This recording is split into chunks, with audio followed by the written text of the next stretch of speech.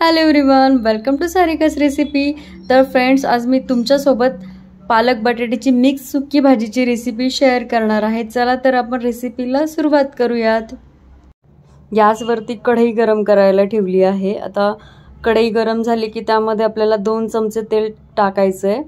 तेल छान असं गरम झालं की त्यामध्ये अर्धा चमचा जिरं टाकायचं आहे। जिरं छान तडतडलं की त्यामध्ये आपल्याला बारीक चिरून घेतलेलं लसूण ॲड करायचं आहे। तर इथे 10 ते 12 लसणाच्या पाकळ्या मी सोलून बारीक चिरून घेतल्या होत्या। लसूण छान असा परतला गेली की त्यामध्ये आपल्याला आता हिरवी मिरची ॲड करायची आहे। मी ते 10 ते 12 हिरव्या मिरच्या स्वच्छ धुवून बारीक चिरून घेतल्या आहे। आता यामध्ये लगेच आपल्याला 2 मोठ्या आकाराचे कांदे मी ते बारीक चिरून घेतले होते ते ॲड करायचे आहे। कांद्याचा थोडासा नॉर्मल कलर चेंज होईपर्यंत आपल्याला या तेलावरती त्याला परतून घ्यायचं आहे। अजून 2 ते 3 मिनिट आपण याला परतून घेऊयात। तर बघा 2 ते 3 मिनिटानंतर कांद्याचा हलकासा कलर चेंज झालेला आहे। तर मिरची देखील छान अशी परतली आहे। या स्टेजवरती आता आपल्याला बटाटा ॲड करायचा आहे। तर इथे मी 2 मोठे बटाटे स्वच्छ धुवून बारीक चिरून घेतले आहे। तर इथे मी कच्चा बटाटा यूज केला आहे। तर तुम्ही इथे उकडलेला बटाटा देखील यूज करू शकता। तर आता यामध्ये अर्धा चमचा हळद ॲड करायची आणि चवीपुरतं मीठ आणि पुन्हा एकदा व्यवस्थित त्याला मिक्स करून घ्यायचं आहे। गॅसची फ्लेम आता मीडियम ठेवायची आहे आणि 10 मिनिटासाठी याला झाकण लावून ठेवायचं आहे। बटाटा आपल्याला 50% आपल्याला शिजवून घ्यायचा आहे। 50% तरी कमीत कमी आपला बटाटा शिजला गेला पाहिजे। 7 ते 8 मिनिट झालेले आहे। तर बघूयात आपला बटाटा शिजलाय की नाही।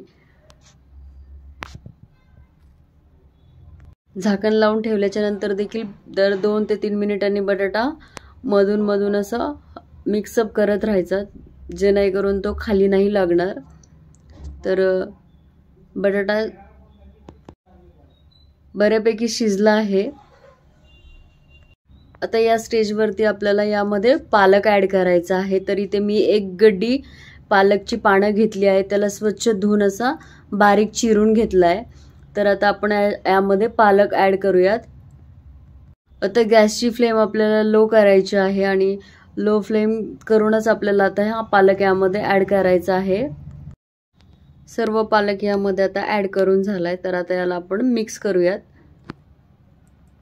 आता पालक शिजण्यासाठी आपल्याला एक्स्ट्राचं पाणी ॲड करायची काही गरज नाही। ऑलरेडी पालकामध्ये खूप असं मॉइश्चर असतं, त्या मॉइश्चरमध्येच ही भाजी शिजला जाते।